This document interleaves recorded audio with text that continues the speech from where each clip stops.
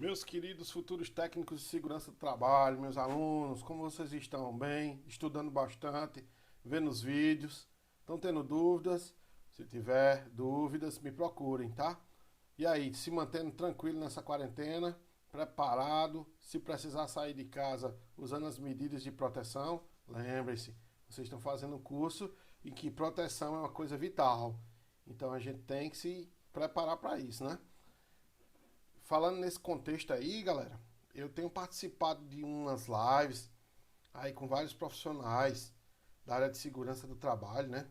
E o que se discute bastante nesse meio é o novo plano de ação. Plano de ação que essas empresas que estão aí, que vão voltar a funcionar, né, em sua totalidade, dentro de um novo normal, como o pessoal chama, né? Vão ter que executar. E eu vou falar um pouquinho rápido sobre isso aí para deixar vocês atualizados, né? Então esse novo programa ele vai ter que ter ações e medidas que garantam, né, a proteção dos trabalhadores dentro do ambiente de trabalho em relação à proteção da Covid-19. Então é um plano que aí eles estão falando que deve ser até anexado ao PPRA, certo? Com medidas e, e procedimentos, protocolos para que do papel saia para dentro da empresa e seja feita. Só que isso não é feito assim do dia para a noite nem da noite para o dia. É um estudo, né, que deve ser feito de acordo com o tipo de atividade da empresa e os programas que ela tem. Diante desse tipo de atividade e as medidas de segurança que ela já tem, serão implementadas dentro dessas medidas as medidas contra a Covid-19, certo? É o plano de ação da Covid-19. Então, todo profissional de segurança já está começando a falar sobre isso, como deve ser feito, já tem orientações, o que deve ir para o papel, certo? Medidas de higienização, protocolos de vários tipos vamos dizer assim, de ações que vão monitorar o trabalho dentro da empresa, inclusive o tipo de máscara, que não pode ser uma máscara de tecido aleatória. Se o trabalho é dentro da empresa, então a gente vai precisar de uma máscara que tenha um CA, que garanta a proteção contra risco biológico, e isso vai ter que ter nesse plano de ação. Então é toda uma coisa que vai criar aí, vamos dizer assim, quem sabe a inserção dessa vez dentro dos ambientes de trabalho do SESMIT, né? Porque para fazer isso aí é necessário um profissional de prevenção. Médico infectologista nenhum vai fazer esse plano de ação. Precisa ter o conhecimento mais específico. Quem sabe aí mais campo de trabalho, né, gente? E hoje a gente continua com ruído. Eu vou passar as últimas nuances, vamos dizer assim, do da disciplina, né, do risco ambiental, no caso, ruído. E a gente vai falar um pouco mais tecnicamente hoje, porque a gente vai ter até uma questãozinha de passear aí pelo mundo da medição, tá? E aí a gente vai entender um pouco só o básico de higiene ocupacional, porque a gente não está estudando higiene, a gente está estudando riscos ambientais, não é? E aí vocês vão ouvir falar de ruído. Mas vamos lá. Nas outras aulas eu falei um pouco, tá? Falei de medições quantitativas, mensurar, medir, né? Então, a própria NR15, dentro da sua nomenclatura, ela fala o seguinte, certo? Se durante a jornada de trabalho ocorrerem dois ou mais períodos de exposição a diferentes níveis de ruído, devem ser considerados seus efeitos combinados, de forma que a soma das frações de ruído, a qual denominamos dose, D, excede a unidade D maior que 1. D maior que 1. Se D é maior que 1, falando matematicamente, certo? Se D é maior que 1, implica dizer que o limite de tolerância foi ultrapassado. Gente, trazendo isso para a realidade, para a vida prática, né? Nós sabemos que dentro do ambiente de trabalho, quem trabalha em indústria aí, quem trabalha em comércio, quem trabalha em qualquer atividade da construção civil, a gente tem vários equipamentos lá dentro, várias máquinas, vários tipos de equipamento, né? E a intensidade dessas máquinas e equipamentos vai fazer justamente essa mistura de efeitos combinados de ruído. Então, para que eu possa ter, entendeu? vamos dizer assim, uma medição exata daquele ambiente, é necessário que eu faça uma dosimetria. A dosimetria é feita por esse aparelho aqui que está ao nosso lado aqui, ó, o dosímetro, e ele dá a intensidade máxima, mínima e máxima de exposição naquele ambiente. No final, ele emite um relatório, quando é feita a dosimetria, porque ele vai passar 8 horas no ouvido do trabalhador. Aqui o microfonezinho que vocês veem aí, ó, vai para a lapela aqui, fica perto do ouvido do trabalhador. Isso a NR15 também diz que as medições devem ser feitas junto ao ruído do trabalhador, e ele obedece esse parâmetro, certo? Durante 8 horas, descontando o intervalo para o almoço, certo? E aí ele vai dar a média geral, tá? Da dose de ruído que está no ambiente de trabalho, justamente aquela intensidade de ruídos diferentes, de níveis de ruído. E aí a gente pode trabalhar com certeza. Então isso é o conceito de dose, certo? Se tivermos submetido a diversos tipos de intensidades de ruído no ambiente de trabalho, é importante ser feito a dosimetria, tá? Isso eu estou falando de dosimetria, tá? Mas como é que eu vou fazer a dosimetria se eu não conheço a intensidade do ruído daquele ambiente? Antes eu vou ter que reconhecê-lo quantitativamente, e o aparelho que eu vou usar para isso é o decibelímetro, tá? O dosímetro para dose, o decibelímetro, este aparelho que está aqui ao meu lado, tá? Ele faz a medição pontual, inicial. Eu identifico, né, o nível, a intensidade, se excede o limite de tolerância ou se está abaixo. Se exceder o limite de tolerância, aí a gente vai partir justamente para a questão da intensidade de vários ruídos e assim usar a dosimetria para nos dar um resultado mais fiel da exposição daqueles trabalhadores. Então o decibelímetro ele serve como primeira medição, indicador da intensidade do ruído no ambiente de trabalho. Vão aprendendo aí devagarzinho que a gente vai falar mais. Só que eu gosto de falar uma coisa interessante sobre os equipamentos.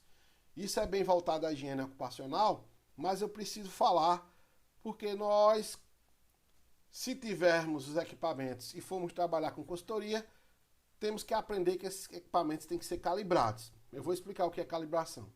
Se não, quando nós terceirizamos as medições, que o SESB terceirizar por não ter os equipamentos, e aí a gente vai fazer essas medições através de um colega, engenheiro ou técnico que trabalha com consultoria e faz os laudos e as medições, a gente tem que saber que os equipamentos deles têm que estar calibrados. Mas o que seria calibração? Aferição.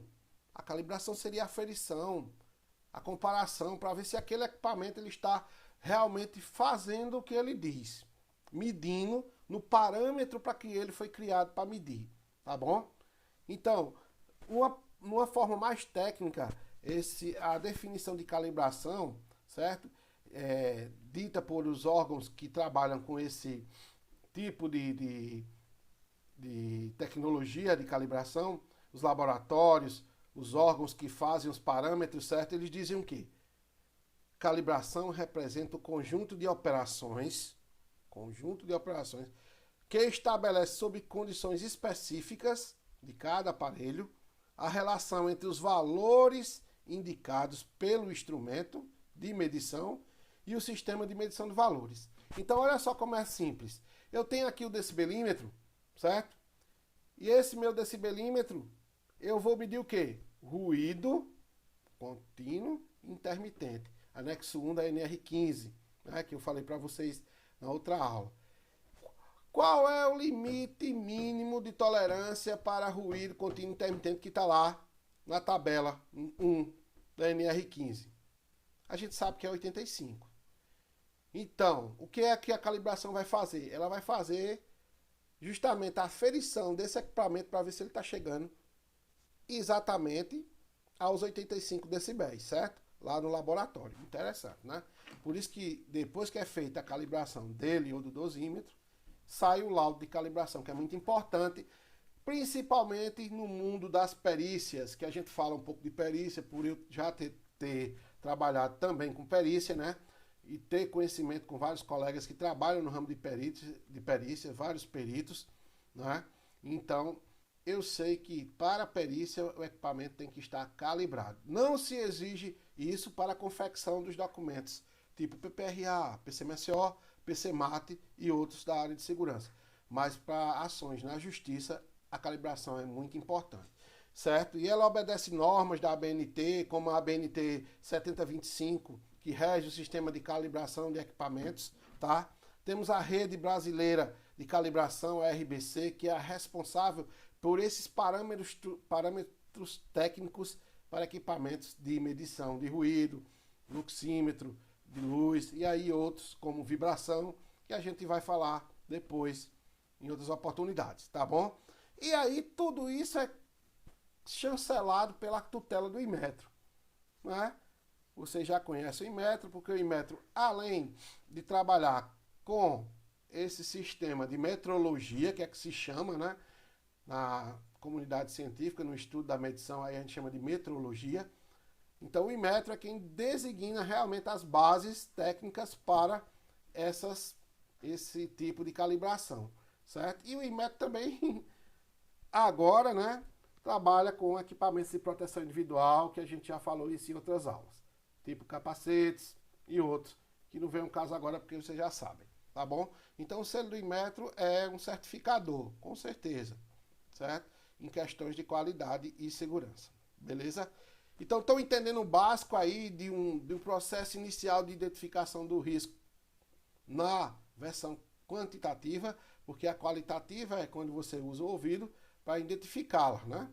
Opa, ruído aqui, tem ruído, vamos saber como é que é a coisa. Aí a gente parte para a parte quantitativa, né? Para a mensuração desse tipo de risco, tá? Os níveis de ruído contínuo intermitente devem ser medidos em decibéis. Pronto. Isso aí eu não vou nem forçar muito, porque você já sabe. Todo equipamento que mede ruído, ele dá em dB, certo? Decibéis. Vocês já aprenderam isso. Qual é a medida básica de ruído? Decibéis, tá?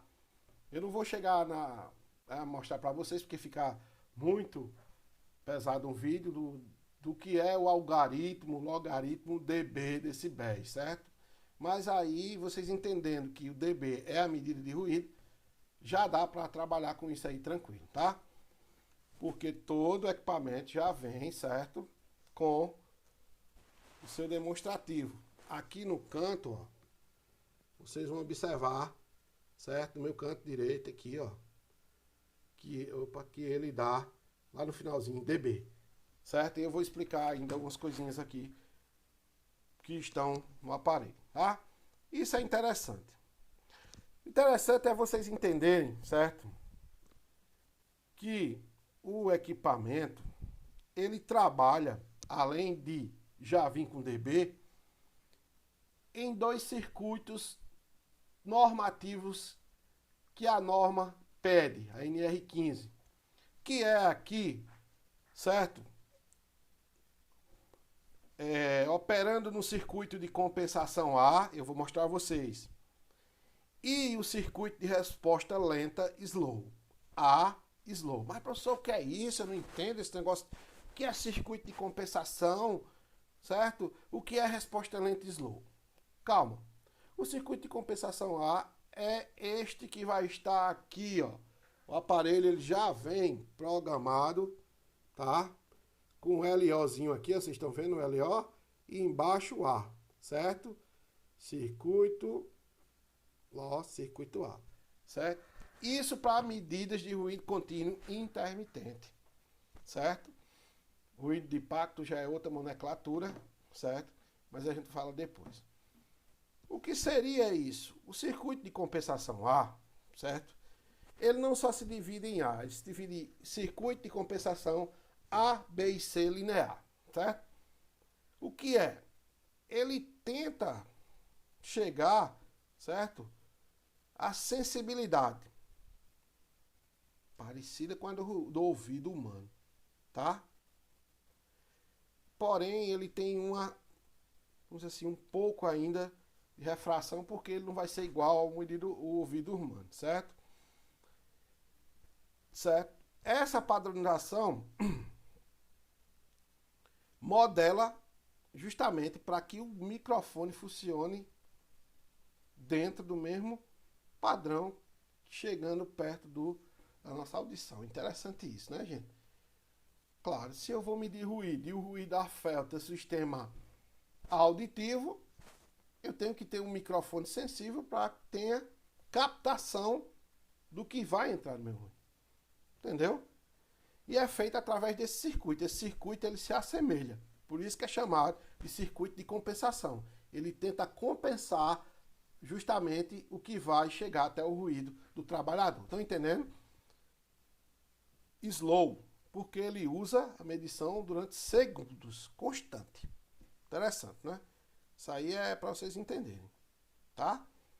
Só um pouquinho, não se preocupem, porque você vai ver no aparelho, que danado esse circuito slow aqui, né? LO slow, tá?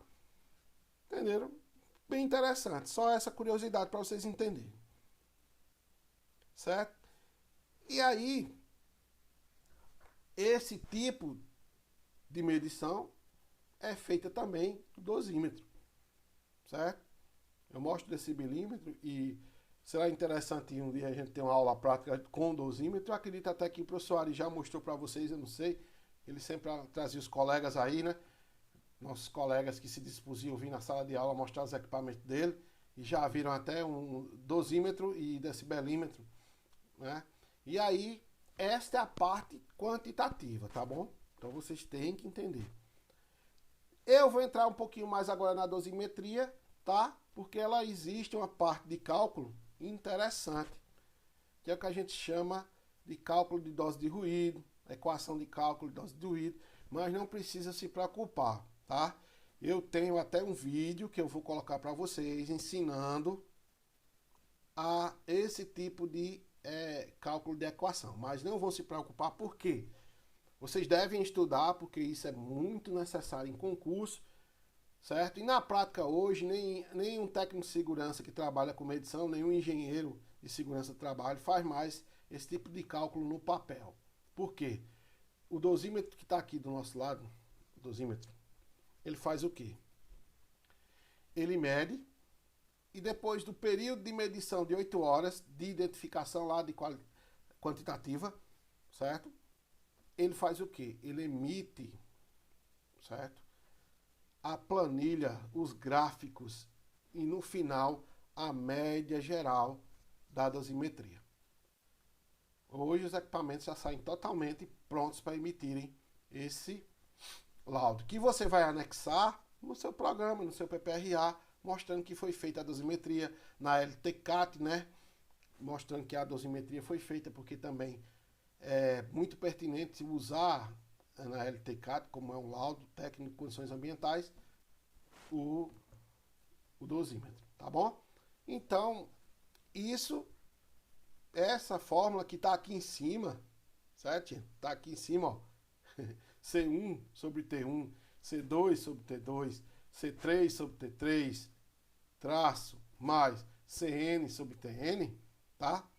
Essa fórmula aí é a fórmula antiga que se usava para calcular a dose de ruído, no tempo que as pessoas não tinham ainda o incremento da inteligência artificial e os aparelhos não emitiam todo esse laudo com dose, com média. Eles só faziam a medição e o resto você tinha que calcular. Hoje não. Hoje todo dosímetro já vem equipado com equipamento que acopla-se ao computador, que tem um programa instalado do próprio dosímetro que já sai toda a planilha pronta para ser anexada e dando o dado real para você entender. E aí seguir as medidas de hierarquia preventiva e aplicar no ambiente de trabalho, desde que se inicie com as medidas coletivas, certo? As medidas de engenharia de segurança, as medidas administrativas e, no último dos casos, se nada for feito, N fatores aí de gestão, a gente coloca a meia sola, que alguns dos nossos colegas adoram para não ter dor de cabeça, né, gente? meia sola para lá, protetor plug, protetor concha, protetor isso. E a gente esquece de abafar uma máquina, de acusticamente isolar o ruído, melhorar aquela peça do equipamento, como a gente falou para vocês. E até eu coloquei aí dentro da plataforma um materialzinho sobre medidas de proteção de ruído, né? E vocês deram uma lida, já dá para entender no que eu estou falando, tá bom? Então, pessoal, a gente vai voltar no segundo vídeo, porque eu vou falar um pouco mais sobre o cálculo aí da dose de ruído, tá? Da equação. Vou colocar na plataforma o vídeo ensinando como se calcula para vocês estudarem um dia bem tranquilo, tá? Bem explicadinho o vídeo. E vamos seguir adiante com o nosso estudo do ruído. Depois do nosso segundo vídeo, certo? Sobre o ruído, finalizando o ruído, a gente vai entrar em outro risco ambiental, tá? Beleza? Aprendendo, então firme e forte, vamos à luta. Um grande abraço a todos aí e até o próximo vídeo. Força!